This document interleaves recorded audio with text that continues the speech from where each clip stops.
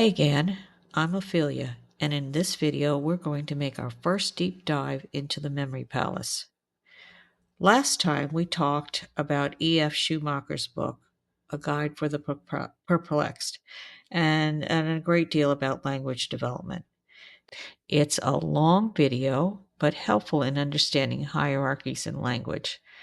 And once you understand how these hierarchies work and you see them working in your own memory, you will probably want to develop more levels in your memory palace, and this is how we're going to do it.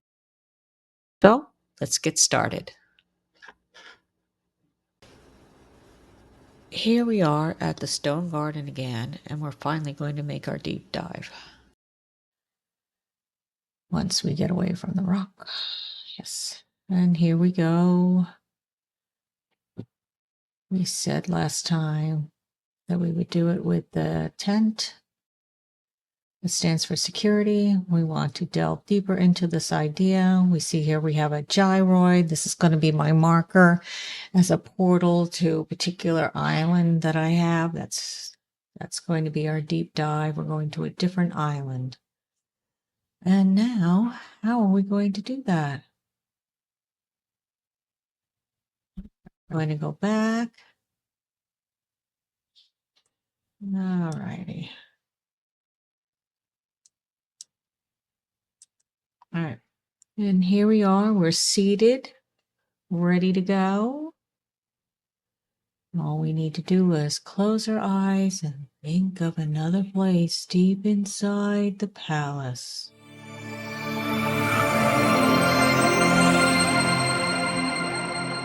Look at that. Here we are on another island at a different time of day. And look who's with us. It's Betsy. Betsy runs my first island that I created. And here we are in one clear section of this island. We open the map. There's Betsy's house. I do have another resident on here, Mimir. That's her grandmother, along with 10 other animals. I'm thinking of where we are now is in a very clear area, and I'm thinking of turning Mimir's house into a schoolhouse. Her house isn't very developed. Lots of people develop a second, third house on their island to open up stores or schools or hospitals or whatever they want to do with their island. Okay, the reason why I'm going to turn Mimir's house into a schoolhouse is that this island is already developed, and I really don't want to start tearing it down to create, a memory palace on the island itself. So I'm going to use Mimir's house to store or to be the inner, to be an inner memory palace for Memoria. Okay. All right, we're going to get off our glowing moss tuffet. Yep, here we go. And we're going to stir that cauldron. I love these things. Right now, we're back by the nesting dolls.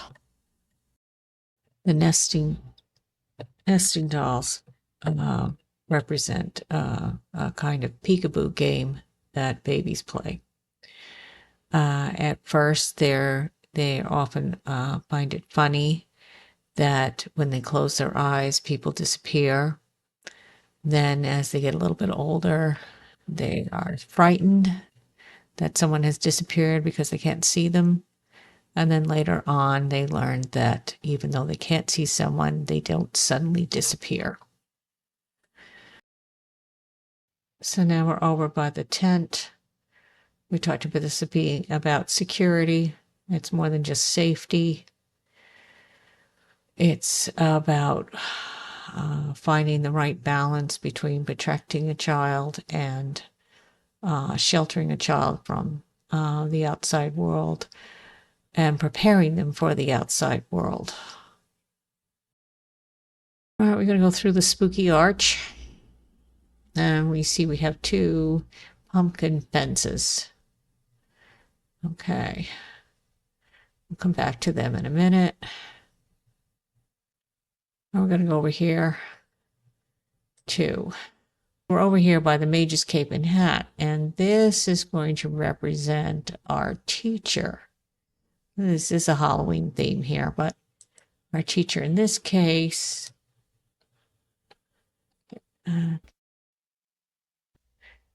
Severus Snape. I love this character in Harry Potter. It's one of the few adult characters that I actually liked. And he was cool, even though he was stern. And that's the way schools are supposed to be. And the reason why is you see on either side of us, we have a pink princess dress and a spinning wheel that represents Sleeping Beauty. And then on the other side, we have a cricket in a cage. And that represents Pinocchio. So Sleeping Beauty was overprotected, and so she was not prepared. The idea here is that she was knocked out cold because she couldn't deal with the outside world. And on the other hand, we have Pinocchio, who's a puppet boy, and he doesn't become a real boy until he can learn to control his impulses. Anyway, the cricket stands for Jiminy Cricket, who is supposed to guide him, be his conscience. Okay, so we may talk about these stories later on. I don't know, but this is the idea: is that the teacher wants to be able to build up a child's ability to self-discipline without crushing their spirit. I think that's the best way that I can say it. And prepare them to go out into the world and to be able to be confident in their dealings with other people. And that's why they have to develop self-discipline. Well, let us go back to the fences.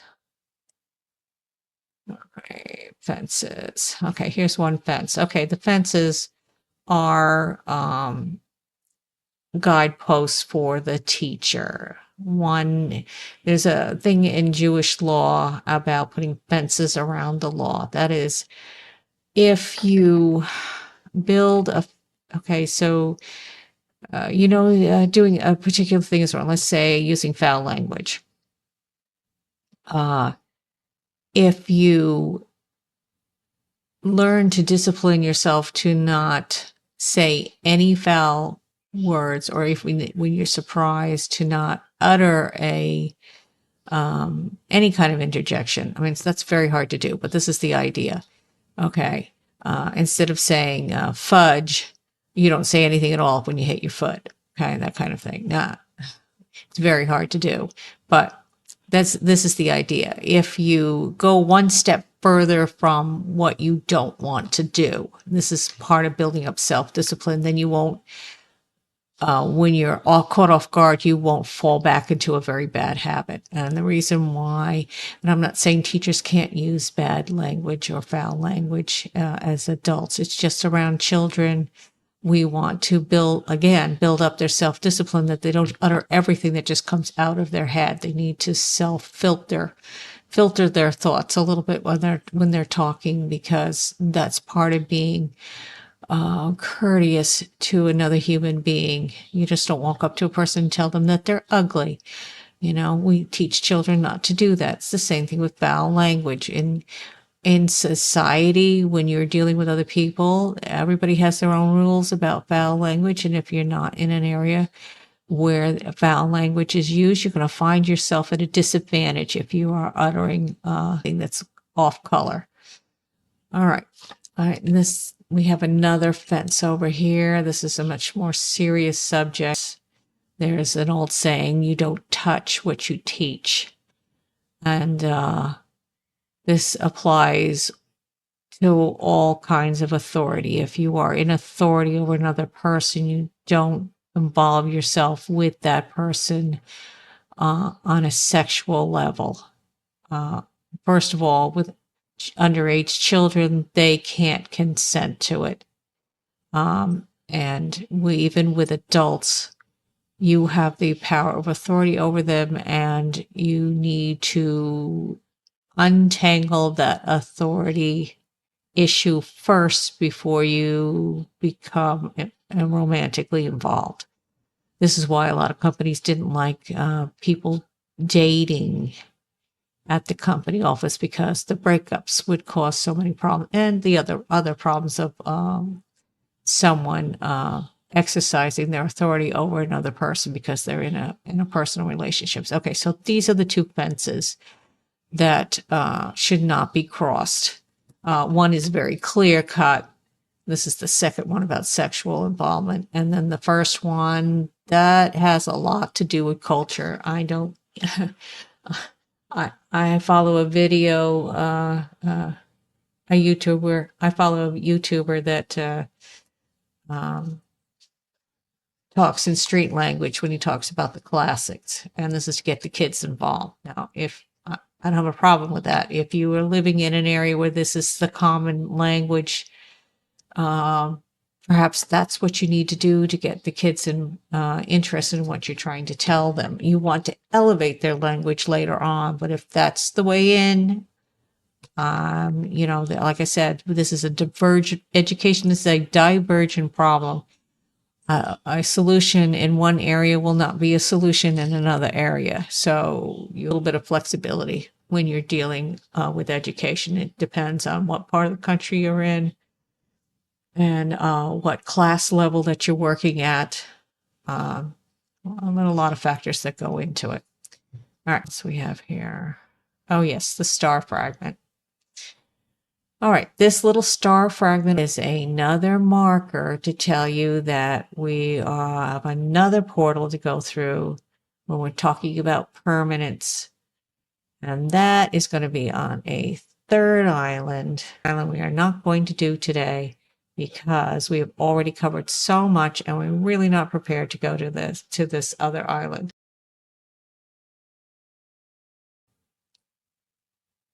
Memoria has our 6. Okay, let's look at our little logo down here. We are working a little bit of area of instruction. Paradise itself is going to be using the inner circle. Okay, if anything I want to expand on that I don't want to place out in the center island Memoria, I'm going to put on Paradise, and probably in my mayor's house, like I said. I'm just going to build a memory castle inside of her house. The outer ring, Telos, Wisdom, and Vocation, will be on an island called Haven. And we're not going to get to that today. That island is mostly unconstructed, and I am not sure yet how I want to. I might use a second house there because I like the unstructured nature of Haven. Again, we're dealing with ideal, so forming too much structure there will not be productive for what we want to talk about on that island. All right, I think we've covered everything now. Yeah, looks like we're done here. So Betsy and Professor are going to say goodbye, and Professor is going to go back to Memoria. Okay, it's goodbye. Goodbye, goodbye, goodbye.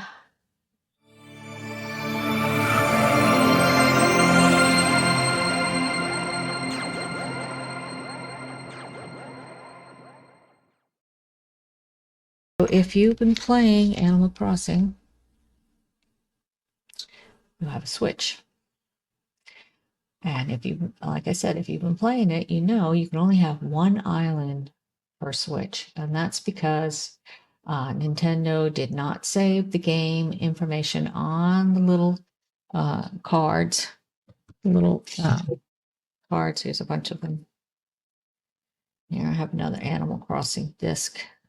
As you know, you put into the Switch. It did not. In most games, your game information is recorded on here.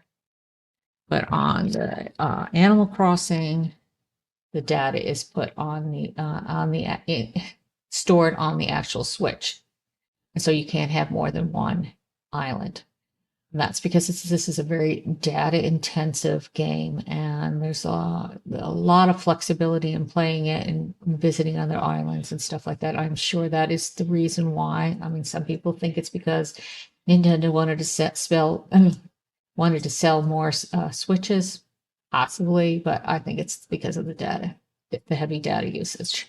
All right, so do I have another Switch or do I use an emulator? I have another Switch.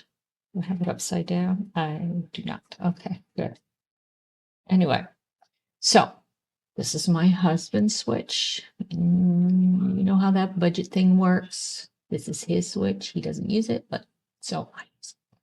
All right, so you have seen 2 islands so far, but I actually have 3 islands. Now, I originally put my Paradise, my first island, on this Switch Lite, but it doesn't dock, so I can't record from it. This was a lot of fun taking it on a plane until my cataracts got so bad that I couldn't even see the screen on there. Fortunately, I've had cataract surgery, so that's not a problem anymore. But like I said, you can't dock a Switch Lite, so I can't record on it. So do I have another one?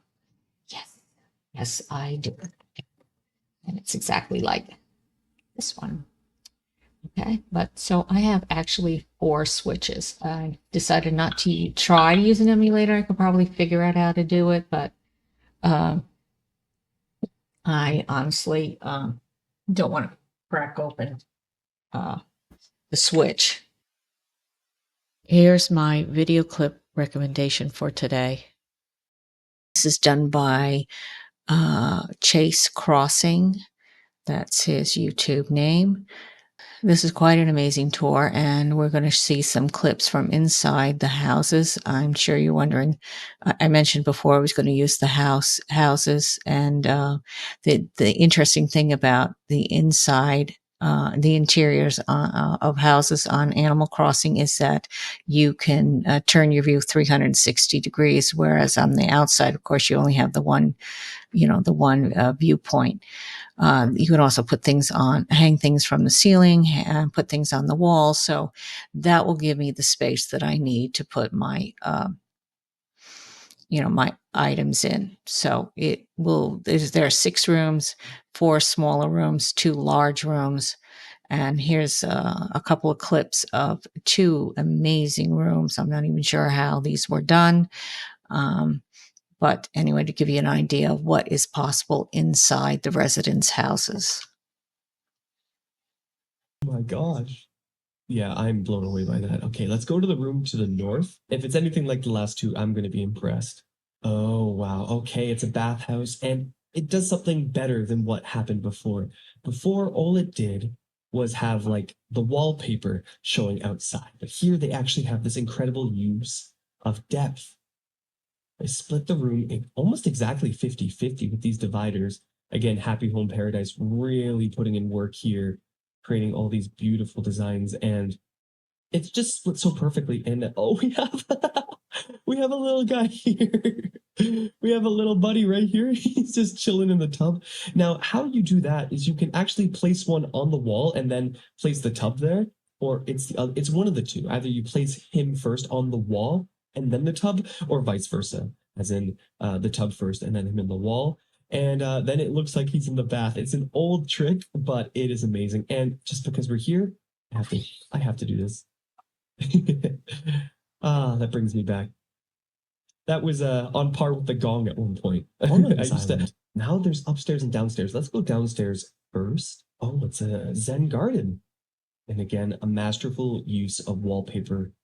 And just in the background right there, cherry blossoms everywhere. The lighting is also really good. Again, Happy Home Paradise putting in work with the dimming settings and the different ambient light. Oh, and the butterfly effect. So for those who don't know, again, Happy Home Paradise, when you polish things, you can have a little like effect to them. And that's what those butterflies are, if I'm not mistaken. That is such a good use of making things inside feel like they're outside. This creator is really, really pushing the boundaries. I love that. And last but not least, Okay, so I'll have that video link in the description below.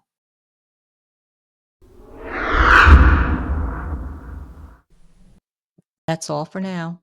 See you next time.